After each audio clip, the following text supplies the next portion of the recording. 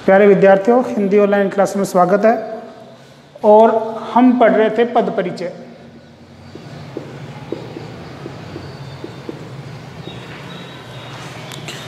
पद परिचय में हमने संज्ञा पद परिचय पढ़ना था और संज्ञा को कैसे पहचानते हैं ये हमने पिछले वीडियो में आपको बता दिया था। संज्ञा 3 प्रकार की। पहली व्यक्तिवाची संज्ञा, दूसरी जातिवाचक संज्ञा, तीसरी भाववाची संज्ञा। वाची कह दो या वाचक कह दो, एक ही बात है। व्यक्तिवाची संज्ञा की पहचान हमने बताई जिसमें नाम हो और जो एक हो। जातिवाची संज्ञा की पहचान हमने बताई जो समूह हो और जिसमें किसी का नाम नहीं हो। और भाववाची में जिसको महसूस कर सके अपन, ये हमने एक बताई थी कल आपको, उसको देखा होगा। आज हम इस संज्ञा पद परिचय का प्रैक्टिस करेंगे। संज्ञा का पद परिचय करने के लिए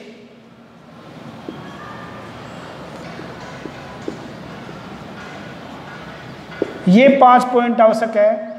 संज्ञा का प्रकार, पहला पॉइंट संज्ञा का प्रकार, दूसरा लिंग,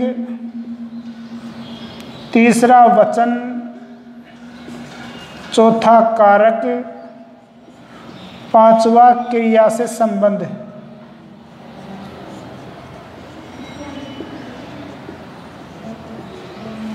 ये 5 पॉइंट थे जो हमें ढूंढने होंगे। इनकी अपन प्रैक्टिस करते हैं।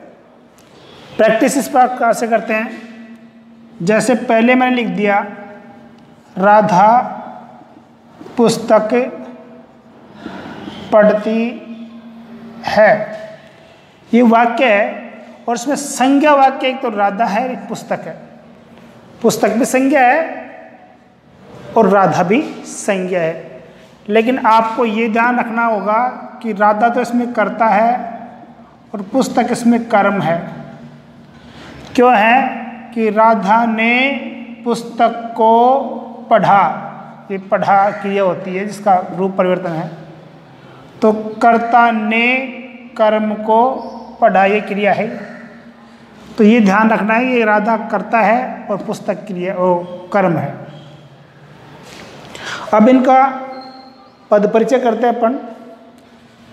हम पहले राधा का पद परिचय करेंगे। राधा को नीचे लिखेंगे, अंडरलाइन करेंगे और इस प्रकार से चिन्ह लगाएंगे। पहला पॉइंट देखेंगे, संज्ञा का प्रकार। राधा नाम है और एक है, तो इसमें व्यक्तिवाची संज्ञा हो गई।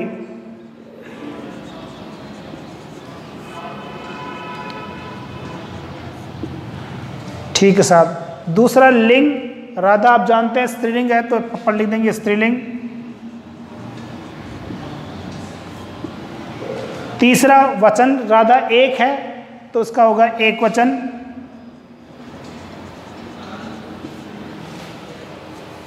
और कारक, राधा करता है तो कर्ता कारक। और तीसरा है, पांचवा है क्रिया से संबंध। तो आप क्रिया से क्या संबंध है, इस क्रिया को करने वाला कौन है, राधा। तो लिख देंगे पढ़ना क्रिया की कर्ता। इस प्रकार से ये पद परिचय हो गया आपका, 5 पॉइंट हो गए। दूसरा लेंगे अपन पुस्तक। पुस्तक पढ़ेंगे अपन। पुस्तक में कौन सी संज्ञा है, जातिवाचक। पुस्तक तो है लेकिन पुस्तक का नाम नहीं है। हजारों लाखों पुस्तकें होती है। पुस्तक का अगर नाम होता रामायण, महाभारत, तो वो नाम हो गया पुस्तक का। तो यहाँ पर पुस्तक एक जाति का बोध कराता है, इसलिए इसमें क्या हो गया, जातिवाचक संज्ञा। दूसरा लिंग, पुस्तक अच्छी है मतलब स्त्रीलिंग। वचन एक वचन, क्योंकि अगर पुस्तकें होती तो बहुवचन होता। और उसमें कारक कौन सा हो गया? कर्म कारक, क्योंकि ये कर्म है। और क्रिया से क्या संबंध हो गया? तो पढ़ना क्रिया का कर्म, इसमें पढ़ना जो क्रिया है उसका कर्म है। तो इस प्रकार से आपको ये हो गई। जब आप वीडियो देख रहे होंगे तो आपको ये जो उदाहरण मैं जो बता रहा हूँ उनको अच्छी प्रकार समझना है और अपनी नोटबुक में उतारना भी है साथ साथ में। चलो ठीक है, हम और उदाहरण देखते हैं दूसरे।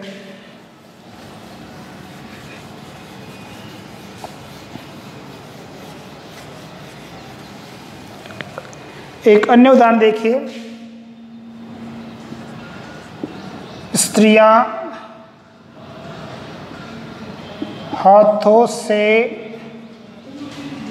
ये इसको छोड़ो, स्त्रियां वस्त्र धो रही है। स्त्रियां वस्त्र धो रही हैं। स्त्रियां और वस्त्र दो संज्ञा इसमें, उन दोनों के अपन अंडरलाइन करते हैं और देखते हैं। स्त्रियां, सबसे पहले स्त्रियां जो हैं उनके अंडरलाइन करते हैं, इसका करते हैं। देखो स्त्री का कोई नाम नहीं है और समूह का बोध करा रही है, और समूह का बोध करा रही है तो क्या हो गया? ये जातिवाचक संज्ञा हो गई। तो स्त्रियों में क्या हो गया? जातिवाचक संज्ञा। देखो यहाँ पर ये कर्ता भी है और ये कर्म भी है, तो ये क्या हो गई? जातिवाचक संज्ञा। दूसरा आगे वाला देखो, लिंग। स्त्रियां क्या होती है? स्त्रीलिंग, तो आप लिख दोगे स्त्रीलिंग। और चौथा वचन में क्या लिख दोगे? बहुवचन, क्योंकि स्त्री एक नहीं है, या अनेक सारी स्त्रियां हैं, तो क्या हो जाएगा? बहुवचन। और अगला पॉइंट कौन सा अपना? कारक। कारक देखिए कौन सा है? कर्म कारक। तो लिख देंगे अपन कर्म कारक। क्यों कर्म कारक क्यों है? स्त्रियों ने वस्त्र को धोया, तो यहाँ को आ रहा है। और इसका एक तरीका और है, इस क्रिया के साथ क्या लगाओ, और क्या का जवाब जो आता है वो कर्म होता है। तो क्या धो रही है? वस्त्र धो रही है, तो ये वस्त्र जो है कर्म है। क्रिया के साथ क्या लगाने पर जिसका जवाब आता है, क्या का जवाब जो आता है वो तो होता है कर्म, और कौन का जवाब आता है वो होता है कर्ता। ये ध्यान रखना। और क्या का जवाब आता है? क्या धो रही है? वस्त्र, तो ये कर्म है। कौन धो रहा है? स्त्रियां, तो ये करता है। इस प्रकार से एक ट्रिक से भी अपन जान सकते हैं। तो इसमें कर्म कारक है। और अगला है धोना क्रिया की कर्ता। धोना क्रिया की कर्ता। इस प्रकार से ये हुआ। उसके बाद लिखेंगे अपन वस्त्र। वस्त्र देखिए जातिवाचक संज्ञा है, क्योंकि वस्त्र का समूह है, तो लिख देंगे अपन जातिवाचक संज्ञा। दूसरा है लिंग। वस्त्र अच्छा होता है कि अच्छी होती है? अच्छे होते हैं, तो पुल्लिंग। और बहुवचन। बहुवचन क्यों है? क्योंकि वस्त्र, स्त्रियां वस्त्र, सारी स्त्रियां मिलकर के एक वस्त्र धोने से रही, इसका मतलब बहुत सारे वस्त्र हैं वहाँ पर। बहुवचन हो गया। और कारक कौन सा हो गया? कर्म कारक हो गया। और साथ ही धोना क्रिया का कर्म। धोना क्रिया का कर्म। इस प्रकार से आपका कंप्लीट हो गया। तो इस प्रकार से अपन करते हैं। अभी एक उदाहरण और मैं आपको बताऊंगा, उसको भी देखो, समझना है। देखिए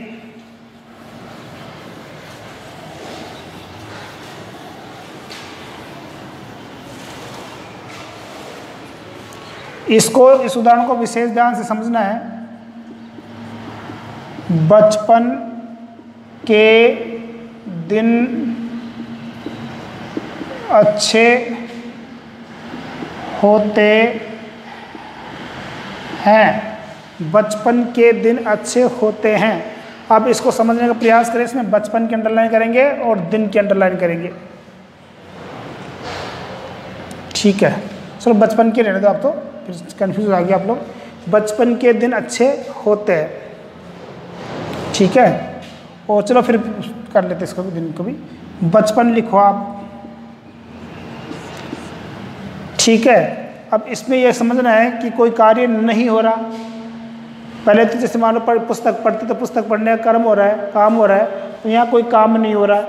तो बचपन इसमें क्या है, भाववाचक संज्ञा है, क्योंकि बचपन को अपन छू नहीं सकते, इसलिए इसमें क्या कैसा हो गया, भाववाचक संज्ञा।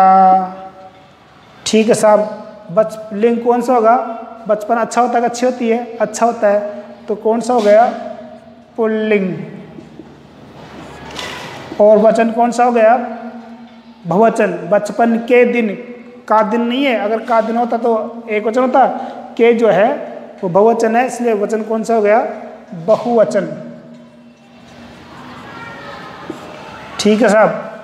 तो ये आपका यहीं तक होगा, इसके 2 पॉइंट कारक और क्रिया से संबंध नहीं होगा, क्योंकि इसमें क्रिया नहीं है, क्रिया कोई कार्य नहीं हो रहा है, तो इसको यहीं पर स्टॉप करेंगे, छोड़ देंगे। अब आता है आपका दिन।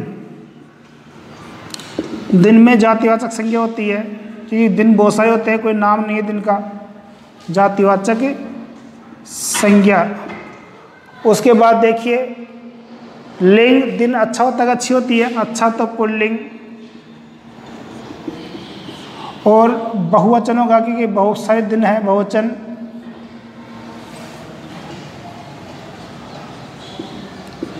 और एक सबसे अच्छी बात है कि दिन की विशेषता क्या है, अच्छे हैं, ये विशेष्य है, विशेषण।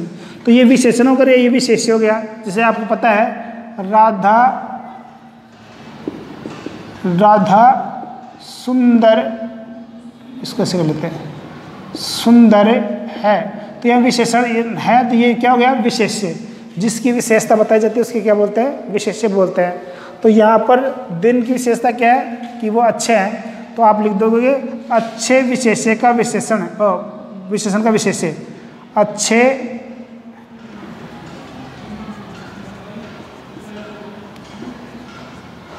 विशेषण का विशेष्य।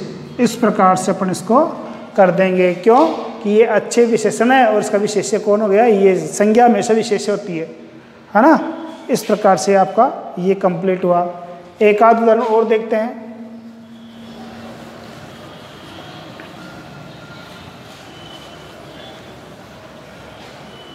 चलो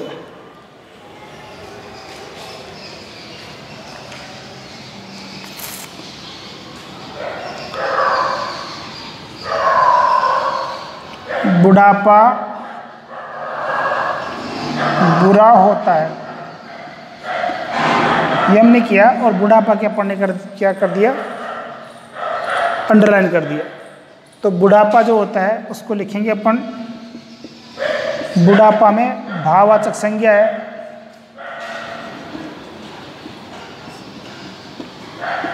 क्योंकि बूढ़े को तो अपन छू सकते हैं लेकिन बुढ़ापे को नहीं छू सकते। तो बूढ़ा तो हो गया जातिवाचक संज्ञा, और बुढ़ापा हो गया भाववाचक संज्ञा। भाववाचक संज्ञा हो गया ये आपका। बुढ़ापा अच्छा होता है, अच्छी होती है, अच्छा तो कैसा हो गया, ये पुल्लिंग हो गया। और वचन क्या हो गया, बुढ़ापा बुरा होता है, मतलब बहुवचन हो गया।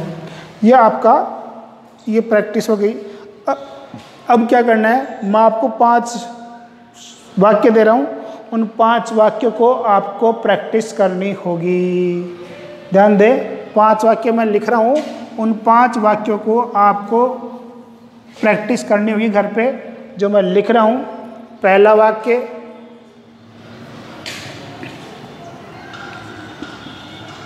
राम ने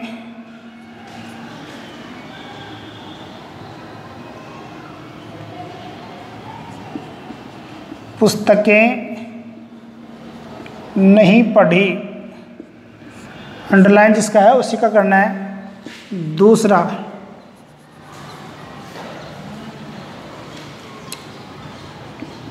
बच्चों में चंचलता होती है। तीसरा, अखबार पढ़ा। चौथा, राधा ने मीरा को पुस्तक दी। इसमें पुस्तक के, मीरा के, राधा के अंडरलाइन है। और पांचवा लास्ट देखो आप,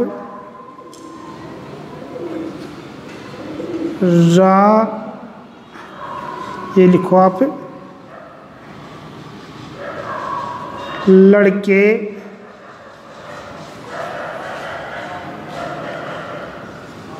पुस्तकें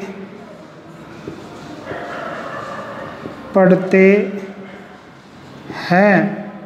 ये 5 वाक्य जो हैं इनको आपको घर पे प्रैक्टिस करनी है और फिर मैं इनको कल सॉल्व कराऊंगा कि आपने कितना सही किया और कितना नहीं किया। ठीक है, धन्यवाद।